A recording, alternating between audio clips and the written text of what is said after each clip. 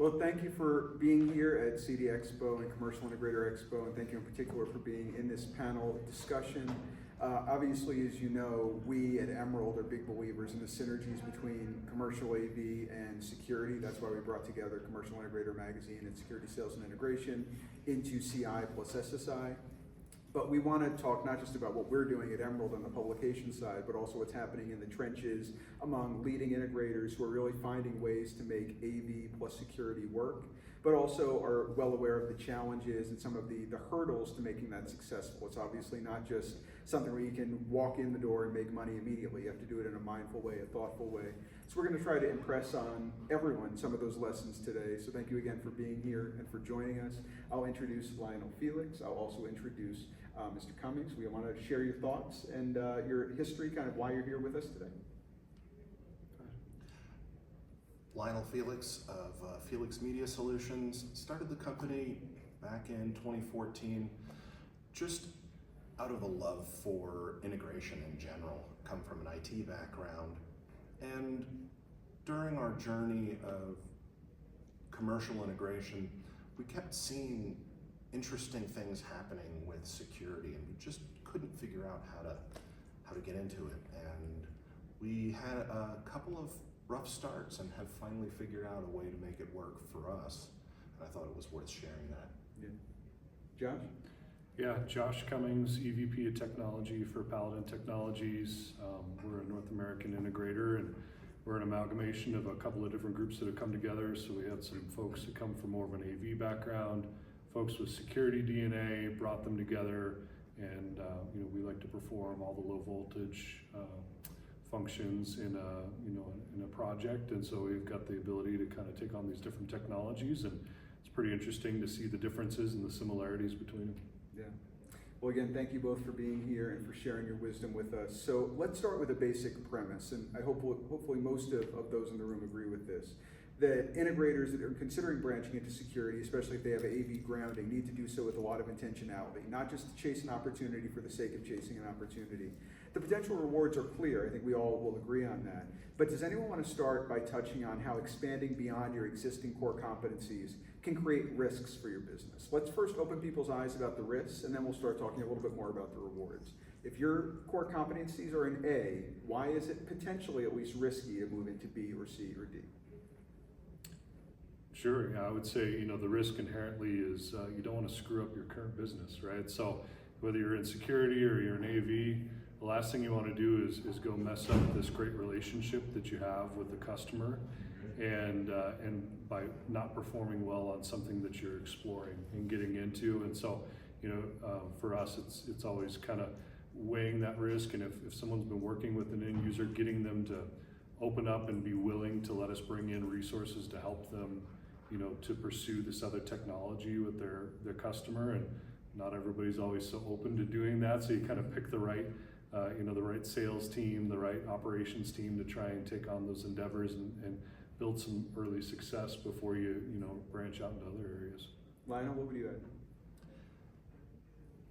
There's so much that we already take for granted as integrators because most of us are specialists when we really look at it. And it's easy to look at security in a monolithic sort of viewpoint of, well, it's all security, it's all CCTV, it's all access control. We went after it like a puppy chasing birds in the park. We went after projects of different sizes. We wanted to be dealers for different things. We wanted to do all these, and we forgot the biggest lesson that we ever learned, which was specialty is what is going to make us successful, and being amazing at one thing. We were so excited about jumping into this that we did it without a plan. Just because we've been successful at one thing doesn't mean that we're going to be successful at something else. Just because we're fast at learning one thing doesn't mean that we're going to get all the nuances. Security has also life safety implications and licensure and other things that we have to take seriously and take into account that some of your team may not even be interested in it. Some of your team might think, wow, they're getting into security, they don't like AV anymore, what's that all about? So the internal messaging is important.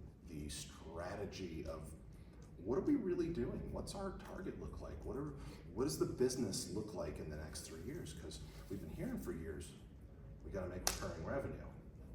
Great, let's sell cloud-based security stuff and just start running out the door selling it. And we got into trouble in doing a massive Class A plus building and getting into turnstiles and all sorts of stuff. We were lucky, but the risk, if it did go bad, was frighteningly high. Mm-hmm. So when you said intentionality, I think that's the word right there, is you better have a plan. Right. Can't be puppies in the park chasing birds, like you say. Yeah, you just annoy the birds and tire yourself out. So I want to burrow a little bit deeper into some of the thorny issues that can manifest even if you decide you want to be intentional about this, you want to have a strategy about how you approach security integration. Things like HR, finances, your sales structure, your company culture, all kind of the back end stuff. So what questions do you think integrators should be asking, and what do you think would be satisfying answers? Like, for example, if you're going to be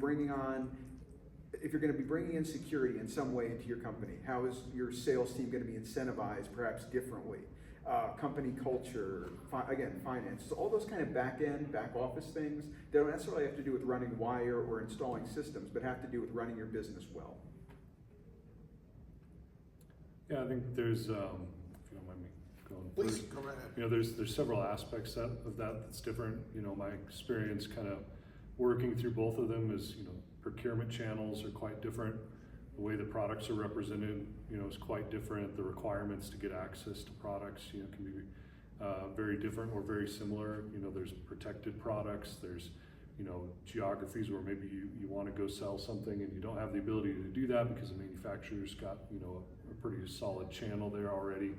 So, thinking about those kinds of things, thinking about, how much you pay the folks that are working. There might be discrepancies, or it might be very similar in terms of the cost base and the benefits that you're going to provide those those folks that are putting in those technologies.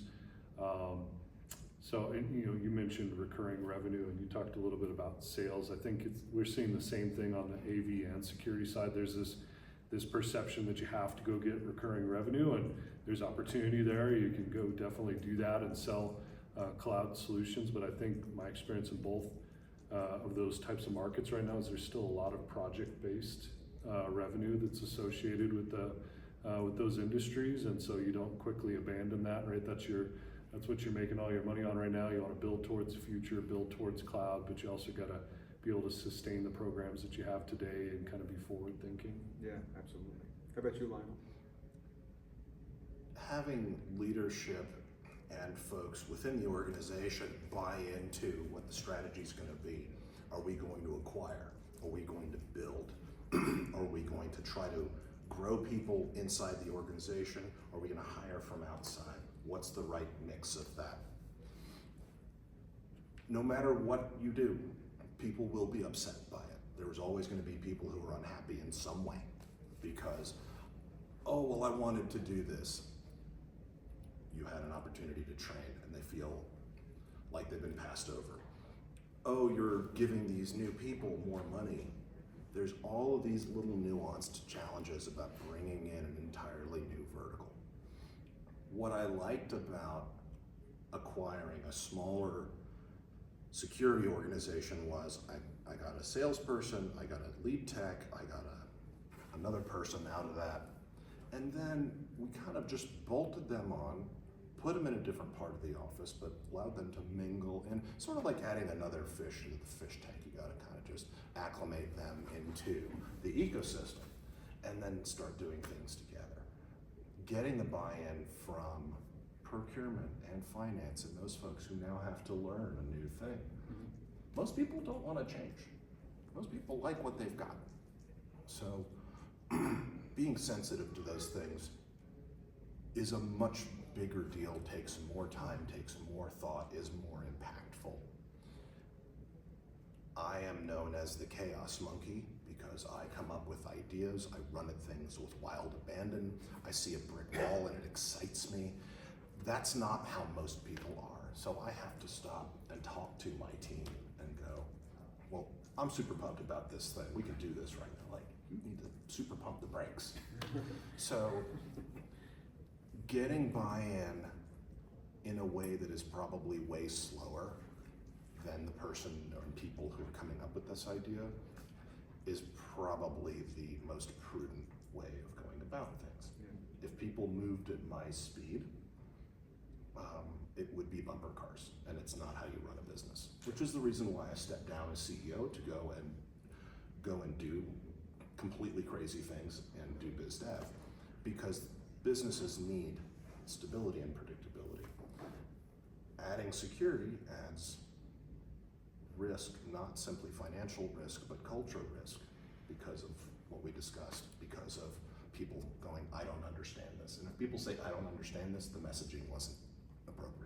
Right. Or if, as you say, people say, well, don't you like AV anymore? Isn't our world good enough anymore? Like, there's also that concern, right? Absolutely. I think to tag on, or just, in addition to what Lionel's saying too, for me, I've experienced that you're able to, instead of saying, no, I can't, now, having these other disciplines with AV and security, and for us it's structured cable too, is to be able to say, okay, I don't have to give that part of the business away now. Now, instead of my security folks having to outsource their, maybe their security operations center, now I've got the skill set in-house to come in and build this video wall, to build all of this AV content, display capability, where the security folks, maybe they were okay with that, probably not, right? It was probably subpar, the type of solution they were putting together. So we pair those guys up a lot, and they kind of learn from each other, and they get the opportunity to say, well, that's really cool. I had no idea that we could do that. And meanwhile, they're kind of learning a little bit about it. So I think there is that risk, like you talked about, like, hey, you don't care about what I do anymore. You have to talk about that. You have to kind of address that.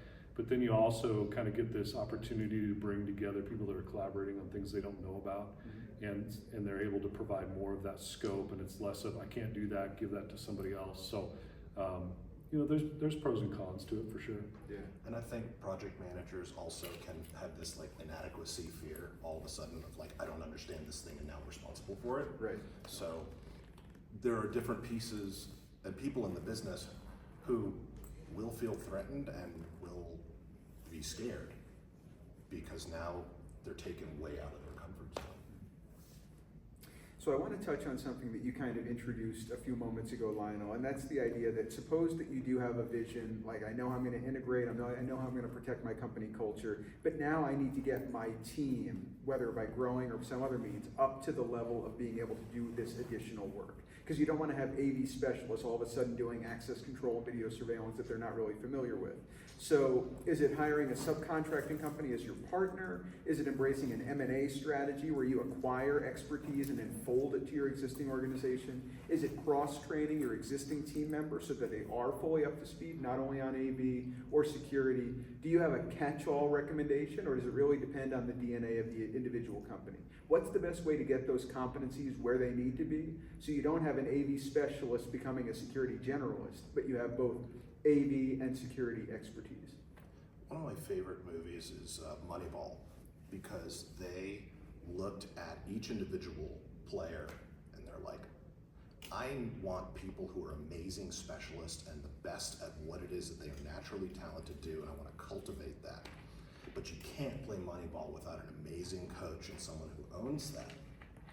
Now, I'm sure everyone in this room has a number of really high-skilled, intelligent people with tons of bandwidth to take on an entirely new vertical. Maybe not.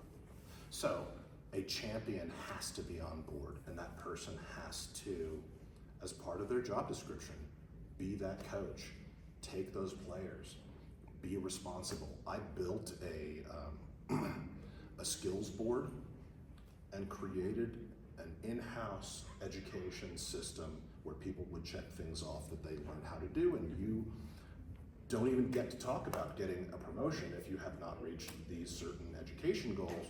But if you want to join the security team, you have to do this class, and you have to take this online class, and you have to get this registration, and you have to go and play with these tools. A lot of people want to dabble, but they don't want to commit. So because I was also doing 10 other things, it was really hard for me to champion that. Fortunately, when I brought on and acquired a company, I said, your job is to integrate this into our organization. It is your number one job. So having the integrator, having that coach, having someone who owns that team and that knowledge, and them being responsible for that in a way that is part of their job description is the route to success that we found. Otherwise, it's a headless initiative, and I don't think people do multi-million-dollar growth out of headless initiatives. No, I doubt it. How about you, Josh? What do you think? Do you have any preference or recommendation as far as learning by acquisition, learning by leveling up your existing team, subcontracting? What's the best way to do it? Yeah, I would say we've done all those things. So, we've had some acquisition, brought in some talented folks. I think to your point, you do have to have some of that expertise on staff. Like, you want to have the ability to grow some of your team. Some of them are going to be more than willing to learn, new skill sets and new technologies. Everybody's got some folks on their team that are not willing to do that, right? They just want to be I want to be an AV guy. I only want to ever talk about AV. I never want to talk about security. So you kind of got to do the skills assessment. You got to figure out, okay, who's pliable, who's got the ability to learn different things. So you got that going on. But then, you want to get out and sell these different types of solutions, and you may not have the ability to sustain an operational team to deploy those types of solutions until you have the pipeline. So for us, it's been a bit of a mix. We'll subcontract at times to supplement our team. We'll subcontract if there's not the skill set in a local market. We'll acquire, at times when that makes sense.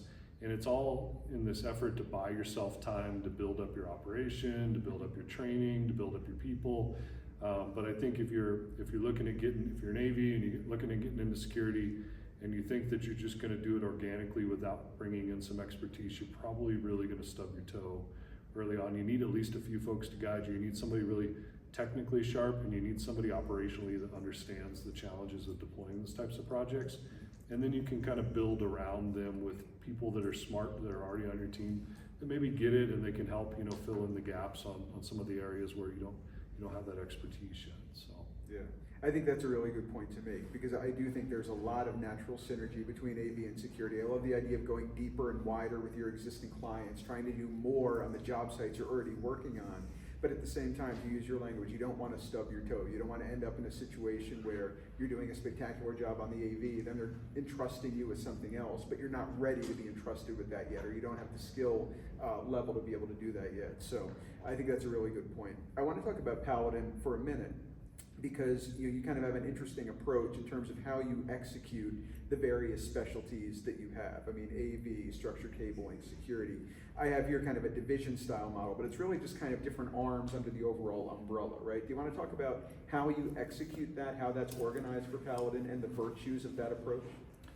yeah, so the way that we're organized, is kind of a branch and market approach. Right? There's leadership in the market. There's a branch that has this capability. And then within that group, we've got dedicated teams that are, there's security folks, there's AV folks, there's structured cable folks. They may work on different disciplines. They might help with those pieces, but we don't have, Joe isn't in his truck and today he's doing a card reader and tomorrow he's doing a video wall and the next day he's pulling structured cable, because he's just, he never really specialized. To your point, he's not specialized in anything. He's just probably okay at a lot of different things.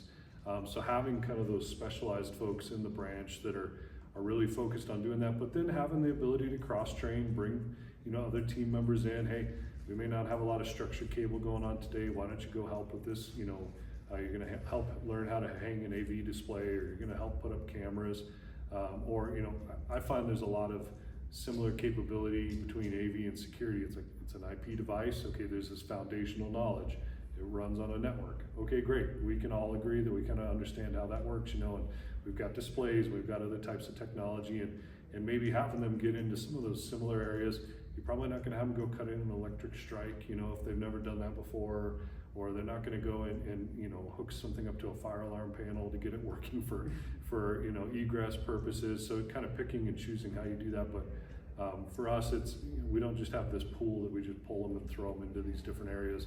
They're focused on different technologies, but they can work together on different aspects if there's availability. Maybe we don't have as much structured cable work going on right now. Okay, great, let's go have those folks help support in other areas. Any thoughts on that line, on the whole idea of kind of having a specialized concentration, but then being able to cross the bridge a little bit, or cross the barrier a little bit as needs dictate? We do a version of that at our scale, but yeah, we absolutely have people that are specialists in those areas. And they are few and far between, the ones that can do both well. We've never been able to find a salesperson who can sell security as well as they sell AV and vice versa. We've failed at that, and I'm not going to try again. I'm just going to have separate people do those different pieces. I think that having really smart folks, we pick out of an interesting pool. I've found that dissatisfied IT people make great AV people. And people who have grown up on TCP/IP will look at all of this and see this as part of the bigger system of IoT, and they go, okay, I can understand this, I can learn all of these things. We have to be careful, because they will eventually kind of fall into a slot of what they are going to be best at. Yeah. I've trained people from scratch who were IT people to be AV designers and security designers, but the security side is much more nuanced and takes longer, and there's a lot more to know because of the risks that are involved, but it's 100% worth it. So suppose then, you're an integrator and you decide, I do want to try to do both security and AV. You have a sense of how you're going to upskill or import additional skills to your team. You know how it's going to affect your company culture, how you're going to maybe separate out your sales team. You're ready to do it. Now you have to decide where you want to focus. Do you want to do access control? Do you want to do video surveillance? Do you want to do license plate recognition? Do you want to do alarm monitoring? Is there a best answer for where you start? Do you want to start with something that's more niche so you're not competing against the world? Do you want to go into something that's more generalized so it's an easier ramp up for you to get into it? Like, if you're going to be going into security, where do you start solution area wise? Well, like you said, there's a lot of different aspects to it. I think it's interesting, from your perspective, right? Security's got a lot more nuance to it. Me not being as familiar with AV, I kind of look at the AV side and say, oh, there's a lot more nuance over there. So I'm sure it's kind of give and take, and it depends on where you grow up. We're not going to kill anybody, though. Well, right. So there are some aspects to security. Like if you're working with different types of solutions, you need to understand the risk, right? There are aspects to egress that with access control that you really, for one, there's probably permitting involved, there's fire alarm interconnectivity that's taking place, there's understanding egress paths in these different areas, and cutting in locks is, or even just picking which lock you want, right, is really difficult at times. So, when you're talking about access control, that's probably a pretty foreign concept to what you're dealing with in the AV space. IP video, I'm astonished by how similar they are, right? I mean, we're talking about H.264, H.265, we're streaming to displays, we're storing video. Those are all areas where it's like, okay, there's a lot of similarities here. They're all network devices. It's IP based. That's really probably something that's easier. Get into some of the older legacy stuff with security, like intrusion and alarm monitoring. That you might have to have a central station for that, or you got a third party. So it's kind of, I would say, looking at the low-hanging fruit, right? Like, what's the easiest for my team to adapt to? What are the similar kind of concepts that I can pull over? Where's the easy things like video walls and security operations centers or hanging IP devices? But I think, back to a comment you made earlier, like, I agree, it's very easy to take an IT type of person and train them on how to do a lot of this stuff, but they lack the practical knowledge. They don't understand why we're putting it in. They can understand how we're putting it in. They don't understand why. And I think it's the same going from security to AV or AV to security. Like, I can have an AV person hang an IP camera. They might not get why we're putting a camera in a certain spot and what the benefit of that camera is and what's the problem that the customer is trying to solve, and vice versa. I can teach a security person to hang a display, but they probably don't know the best way to do that so that they get the best resolution out of that display. They get rid of all the jitteriness, they get rid of all the lag, right? So you got to kind of teach the why. That practical knowledge is something that doesn't just come from understanding IP networks, right? Yeah. Before I go to you, Lionel, I just wanted to, just a quick follow-up, Josh. So it seems like when you're thinking about those solutions areas, and as you say, some of the stuff like central station monitoring, that becomes much more complex for an AV person to get into. But it seems like rather than looking for, like there's a hole in the market, or this is an underserved area, let me try to go there. It's more what's gonna be the easiest ramp up. That's what you would suggest. Like, as opposed to saying, oh, I want to be a specialist in gunshot detection, or like some niche market where you can say, well, I'm going to be the go-to in my area for this. Yeah. Go for the lower hanging fruit where it's going to be less of a ramp up for you to be able to do it well. Is that kind of the idea? Yeah, I mean, if you find a way to get into LPR or gunshot detection, you really find your niche and you have success there, good for you. Probably not your bread and butter as a security, integrator.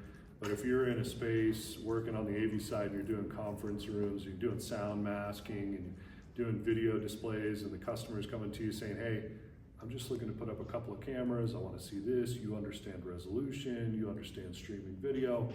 Okay, that's pretty easy, right? Maybe you don't try to get into the access control aspect of it right away, but just kind of figuring out like what are those easy add-on sales that I can do without having to go tackle something really ugly and nasty like an intrusion system with a central station. Those are specialized folks, and I would consider that even a different part of the market than your access control and your video business. That's something that there are teams that are purpose-built to go after that type of work, and you're probably gonna have a hard time competing with them. Seems like you very much agree, Lionel. Anything you would add? We went to our customers and said, what do you need from us if we were to start covering some more of these areas? CCTV is not a big thing for our customers. We do a lot of Class A office space, so they don't need many cameras. They just need a few. We've had a lot of customers who have just told us, God, I really wish you guys would do security and access control because we like your service desk and we like how responsive you are. We took that information, ran way in this weird direction, tried to compete at a much higher level, and then came back and realized what they were asking for. And they were clear. They said, we want you to help with 25 doors and less, and 10 cameras and less. That eventually made it through my thick skull. And then I would go and talk to people who thought they were my competitors at networking events. Like, oh, I heard you guys are getting into security. And I said, hold on a second. We're complementary to you. We're never going to compete with you for anything other than 20 doors and less in Class A office space. And we pretty much just do Brevo and Keezy and a little bit of HID and mostly all cloud systems. And they're like, oh, you're never going to compete with us? I said, I don't want 100 doors. Yeah. I refuse to do it. And I don't want big, interesting camera systems as much as I'm going to nerd out about it. That's just not my business. And they go, oh, okay. Well, can we send you some work? So what ended up happening is that I turned all of these competitors into collaborators who now send us business because we made it real clear. We're like the little fish on the side of the shark. We're actually your friend. We're doing you a favor. We're not going to be a problem for you. I'm not going to hurt you. You're not going to hurt me. We have a symbiotic relationship. And in fact, we're going to help you with the customers who come to you and they go, hey, Convergent, we really want you to like bid on our 10-door thing. And they're like, oh my God, I can't even return your phone call. And they'll send that business to us. But because we don't compete with those folks and we know who we're competing with, we can charge anything we want. So our margins are fantastic in that little niche market because we figured out what works. Those big companies don't want the small work, and we do. Yeah. So we built our entire security business around that size and that offering. And then we call it a premium offering because we have a support desk and we have people that show up really quickly and we have highly trained folks. and we work with just high-end products. So we've positioned it where a lot of people go, oh, security is super low margin for you. But if you figure out how to get into your specialty, then you are the king or queen of whatever it is that you want out of that niche. Yeah. But if you go and decide that you want to go and punch up, you're punching up against people who have been in the industry longer, who know more people, who have more skills, there are so many different ways that they outdo you in ways that you don't even know yet, which is why you'll fail at it. I thought it was much easier for us to just work with the customers we had and do things for them that we knew wouldn't disappoint them. No turnstiles, no gates, no license plate readers, none of that stuff. Peanut butter and jelly access control. And the ones who we do it for love us, will never leave us. And the ones who we refer to other companies, they're like, thank you so much. I really appreciate you saying that you can't do this. Yeah. 'Cause every single time I've gone out and done something that I overstretched, project managers are mad at me, and finance is mad at me, and everybody else in the company is mad at me. And I'm like, well, I made a big sale. What are you complaining about? Because it was not a fit. And I think that's so important, is making sure to get that feedback loop from people and saying, hey, we just finished this project. Let's do a little post-mortem on this, a little after action. How do we feel about that? Was that good? Was that bad? Do we want to do more of these? We were doing something for this nationwide background music company. And I said, I can get 60 $6,000 jobs a year. We can kit these things up. We can use remote people. We can do all this stuff. I had awesome ideas about this. I was absolutely going to make us a lot of money. We did 3 of them, and we all looked at each other and were like, no more. This is a disaster.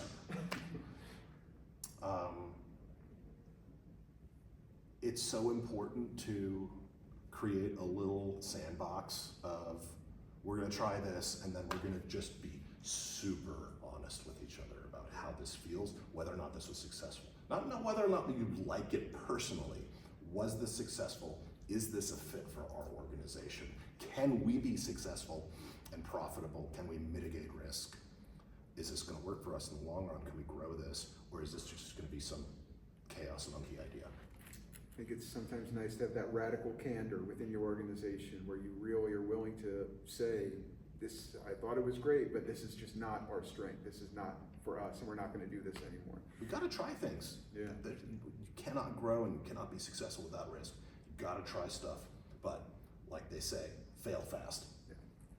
So I want to just turn to you quickly, Josh, for one thing, obviously, because you come much more from, kind of native to security. You speak the language of security natively. And one thing that I learned coming from the AV industry and then moving to security is words like mission critical, like they mean a different thing in a security context. When I took over security sales and integration, my predecessor told me, what we're doing in the security industry, people's lives are on the line. Their homes are on the line, their livelihood, their property. The stakes are a lot higher than a meeting room projector not working or a classroom like whiteboard not working the way it is. So I've become much more cautious about how I use terms like mission critical. Now I might say this conference room is business critical, but it's not mission critical in the way I now understand it to be. So is there kind of a nomenclature understanding that integrators have to have when they're moving into this world where literally people's lives are on the line or their livelihoods are on the line, and they need to think about how they're going to couch not just their solutions, but how they understand the language of the customer? Yeah, there's definitely aspects of it, right, where somebody's life could be on the line. If we lock someone in a building and there's a fire, it's a huge problem, right? They can't get out. So we take a lot of due diligence around things that could potentially affect someone's life or their livelihood. But I think, it's really comes down to kind of this practical application. We've got layers of defense. You have to get used to the idea that you're never going to prevent something from happening. You're going to delay somebody, you're going to deter them, you're going to try and detect if something's happening, but you're never going to prevent. So you never want to go in and say, I can assure you that no one will ever break into this space. You will be proved wrong. Like somebody will go in and do that. But what you can say is, hey, I've worked, let's say, in life safety. I am, following the local NEC guidelines. I'm following the NFPA here. I'm making sure that we're doing all of the things so that we don't put your people in danger by putting access control on the store. And sometimes you have to do things that are outside of the norm. You're working in a healthcare institution where you have to keep people locked in. Okay, there are special requirements for doing that. You have to make sure that you meet all of those. Or you're deterring somebody in a data center because they've got to get through a man trap, and maybe they can't go out the store because this store is open right now. So there's certain things that you need to be aware of. But in the end, you really need to pay attention to what the AHJ says. You need to pay attention to what the NEC, the National Electric Code and the NFPA say, and you need to make sure that you don't just haphazardly put equipment in places where it could potentially impact somebody's life. Yeah. And that's the nuance that I feel. And you just kind of got into what my next question was, whether it's the authority having jurisdiction, whether it's the code related stuff. For a long time, AV, rightly or wrongly, has had the reputation of being kind of the Wild West, where everyone kind of does their own thing, very little in terms of standardization. But that is not the case. So at least my understanding is that is not the case in the security world. There's code requirements, permitting requirements, licensing requirements that a lot of AV integrators and other low voltage specialists may be a little bit less familiar with, that are native and endemic to the security side. So do you want to talk a little bit about the learning curve for people who have only known AV, as far as at least, not only the technicians and the integrators, but also back office management. They've only known AV. Now they need to get themselves up to speed on codes and permitting and licensing. How challenging is that, and what's the first way to do it, or the best way to do it? Yeah, well, so we're in Denver right now, and all of the surrounding communities. Denver is an area where there's a lot of permitting requirements. So the city's going to require a permit. The fire department's going to require a permit, right? Maybe the state requires a permit for different types of things. So, as you're looking at potentially taking on this type of business, I would really encourage somebody to do the research ahead of time. Call the local AHJ. Hey, what are the requirements? Which code do you follow, for life safety, and what do I need to know about that? How do I apply for a permit? Do I have to have special licensing? Sometimes you got to go take a test to be able to apply for a permit, to have the ability to do that.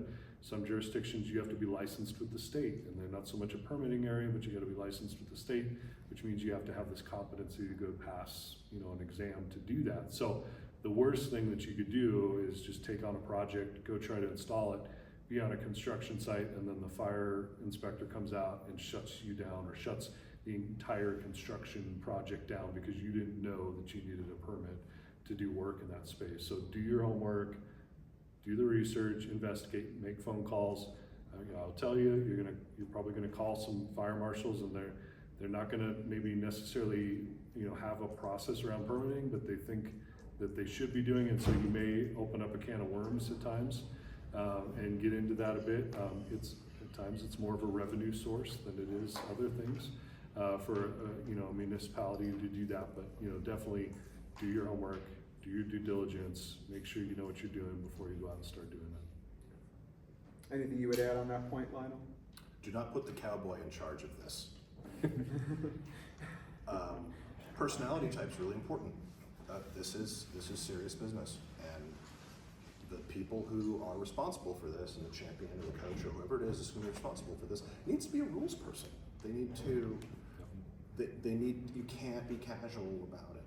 Having the diligence to go and read NFPA books and things like that. You gotta like it. You gotta enjoy it. You gotta be accurate about it. It matters. Even if it's not life-threatening stuff, the access control stuff that we do. Unlikely we could possibly put someone at risk. Still, we take it very seriously. But I'm not the person to be responsible for that. There needs to be someone who is an absolute sergeant in that role. And AV has always had a bit of a cowboy attitude about things.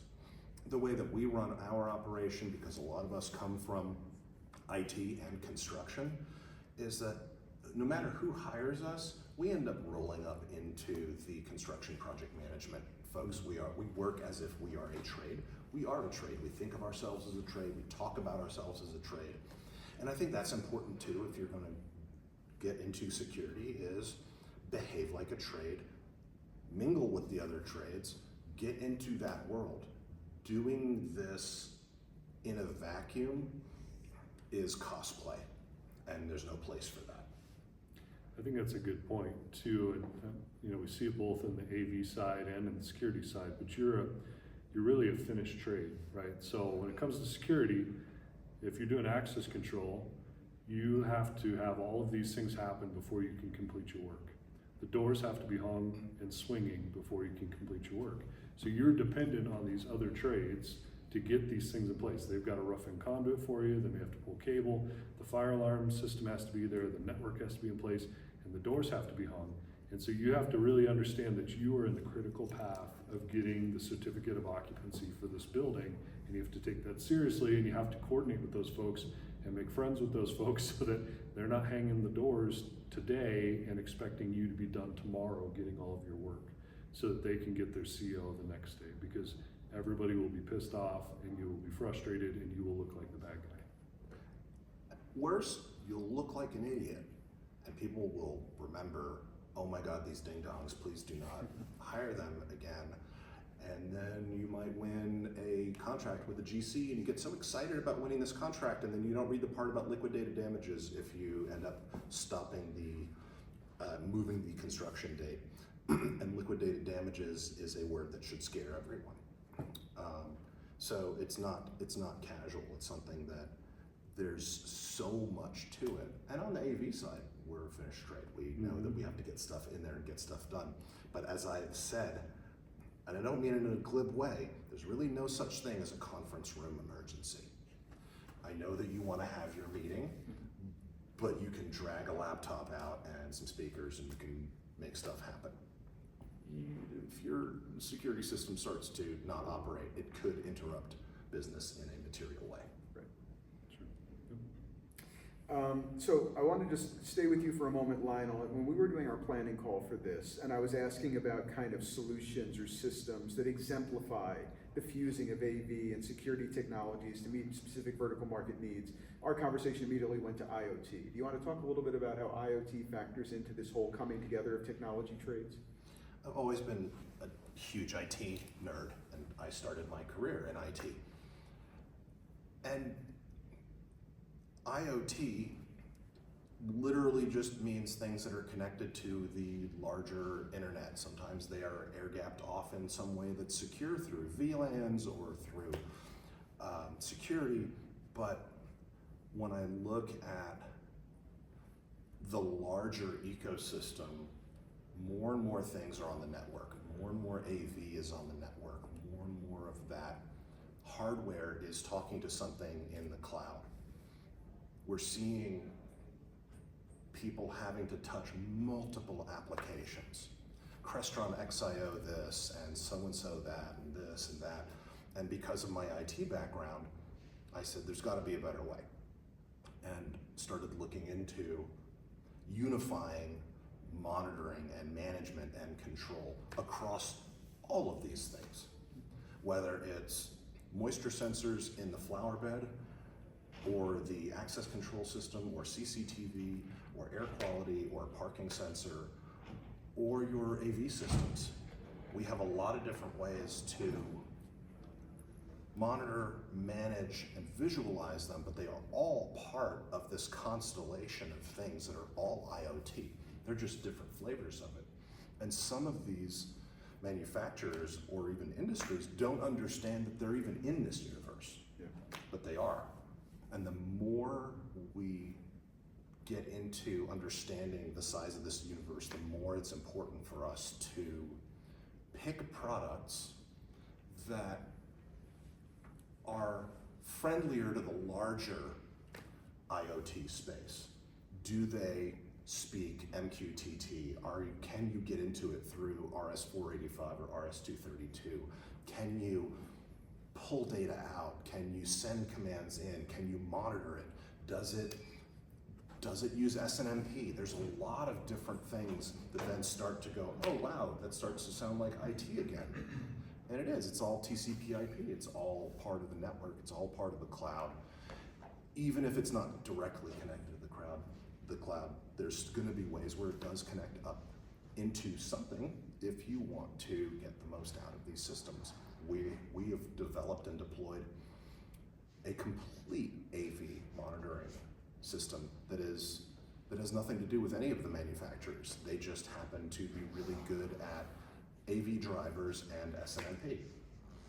We can turn individual outlets on and off, and we can also understand what the temperature is inside the data center without logging into this watt box this Crestron that. And as we move forward, the companies that understand their place in the universe of IoT are going to be the ones that those of us who want to be master integrators are going to start to gravitate towards. So last question for me, and if we have time, I'll try to open it up if you have any questions in the audience. But last question for me is, I think both of you know, commercial integrator SSI really beat the drum in terms of RMR not being totally CapEx dependent, but trying to get more into the OpEx area. Do you feel like integrators who embrace both security and AV have a leg up in terms of leveling up their own recurring revenue mix versus being totally dependent upon the tender mercies of capital project sales? Well, I think it's smart, right? You got to diversify, and even what we're experiencing now is the products within security are being built in a SaaS type of model, right? So, some of the challenges, hey, we've got project money, but we need to buy this SaaS application. How are we going to do that, right? So, building a deal around being able to achieve that for them. In the security space, I mean, there are tons of cloud-based products. There's tons of RMR opportunities. We're in this kind of transition where we've got legacy on-premise solutions with lots of feature sets, and we've got lots of cloud applications that maybe don't have those feature sets, but they're starting to build them in. And so it's kind of a sliding scale transition for us. But yeah, definitely, you've got to embrace cloud. You've got to embrace the RMR type of model. You just aren't necessarily just going to wholeheartedly abandon all of your project work or try to convince everybody they got to go to cloud today. There's some sort of mix. There's some sort of transition time that's going to take place, and there's probably some sort of hybrid approach that will be there for the long term. Mr. Felix, anything you'd add on that? In AV, the first 7-8 years of our company, we had to go out and kill for our meal every single day. And if we didn't, we would starve and die. We knew that we had to come up with something that was going to allow us to create more recurring revenue. Going back to my IT days, I realized that it has to be part of a service contract understanding, and we follow a blueprint that Cisco put in place a long time ago, which is you're going to pay a certain amount of the total value of this, and that's going to be the amount every single year, and we're going to support it, and here are the ways that you get this amount of hours and this kind of response time, and we take care of these different things, but we're also covering the OFE, the owner furnished equipment, and equipment other people have provided too. That made us extremely sticky. That became successful instantly. We went from nothing to $600,000 in recurring revenue on service contracts in a year. Wow. Understanding and not holding our nose at, well, we'll support these rooms because we did them, but we're not going to support those rooms over there. We support everything. I took over an entire city in Texas. Went to the city government and I said, we'll support everything, every single room, every piece of equipment, and it's going to cost this much per year. We did the same for monitoring. So now in order for you to get your systems monitored, you have to sign a support contract. We include our support contract and our monitoring in 100% of the deals. So I was tired of getting salespeople to try to pitch that. Now it's just included. It's in the box. That's it. Where it goes. The security side, we immediately realized that the only thing that we could and should do is sell security product that had recurring revenue, period, end of story. We do not install anything that does not have a cloud contract. And we also focus on a small number of products. So there's, TC sends us all their business in Austin because they know that we're happy to go and do 15 doors. So now that manufacturer is like, I don't need to deal with anybody else. We're just going to deal with you because you lead with us and you give us enough business. If you're dealing with 27 manufacturers, you will never make any of them happy and you will not matter to any of them. That's why we're reducing our manufacturers across the board, AV and security, by half this year. Half of our manufacturers that we had last year will not be manufacturers we buy from next year. Amplifiers, displays, DSPs, every single thing. And they all have to be within a certain number of distributors or direct relationships because I want to make those manufacturers happy and I want to reward them for giving us business because I don't want to do deal registration. Because if one more person calls me to go, hey, what's going on with that deal? I will find them where they live. So I really try to keep it simple. As far as the recurring revenue thing goes, we are driving towards that. My big milestone. Because everybody's like, oh, recurring revenue is important, recurring revenue is important. But if it's not measured, it doesn't matter. So my recurring revenue, Everest is, not you, is I want payroll paid every month by recurring revenue. By the end of Q1 of next year, I expect that to be the case. And then the rest of our rent and bills and things like that will be the next milestone. That is what I call success. So with anything, we do all have to agree on what success means. With security, what success means is that we've found a comfortable niche. Our manufacturers like us, our distributors like us, our customers are happy with what we do, and what we do profitably, and our employees are happy to do it. I can't ask for more than that. I went about getting there in the most ass-backwards way possible and burnt myself so many times and pissed off a lot of people, but eventually I figured it out. But because I stepped out of the CEO role, because I'm a starter of things, the best thing for me to do is to go and be in a role where I go and start things. And my responsibility now, my role now is Chief Revenue Officer. And my responsibility is to continue to drive recurring revenue and figure out what products are gonna work and work with our best customers and our best manufacturers and our best distributors to bring that to fruition. There is no future in hunting for your food every single day. That is too risky, fundamentally too risky. We didn't end up building or acquiring a low voltage operation because it's the buggy whip business. That's just going away. You look at Clearline and it's cheaper to run fiber than it is to run copper at this point. That whole business is evaporating. I'm now seeing offices that are second gen offices that have no Ethernet ports. It's just Wi-Fi. So I would have loved to say we cover structured cabling, we take security, and we also do AV. But strategically, that's not what we can do moving forward. We would have had to have done that a decade ago. And I don't know what I would do with that division today, because that is a race to zero, because people don't value structured cabling. They don't go, oh my God, the Ethernet in here is just chef's kiss.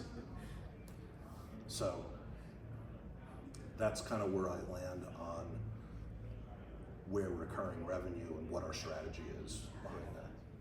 Well, I have to thank both of you for giving us such incredible knowledge. Thank you so much, Josh Cummings from Paladin, for being part of this and giving us, I think, a real grounding in security and understanding exactly how integrators should be thinking. And Lionel, thank you so much for sharing your passion and your knowledge. I don't think it's any surprise for those in the room for understanding why you're the reigning Integrator of the Year for CI. I think you have a lot of fascinating strategies that clearly are working well for you. Let me just take a quick look at the time. I think we're at time, so if anyone has any questions for Josh or for Lionel, maybe they can hang around for a couple minutes so you can ask them one-on-one, but I think I'm gonna get the hook if I keep going. But again, I wanna thank you, Josh, thank you, Lionel. My name's Dan Farisi, Group Editor, Commercial and Security with Emerald, overseeing Commercial Integrator and Security Sales and Integration. Please feel free to reach out to me at dan.farisi@emeraldx.com if you have any ideas, suggestions, if I can help. If you enjoyed this panel or if you thought this panel could have been better, because we're certainly going to be doing more of these kind of conversations. I'd love to hear your feedback. I'd love to engage with you. And again, thank you for being here. Thank you for being at CD Expo and CIX, and I hope you have a great rest of the show. Thank you.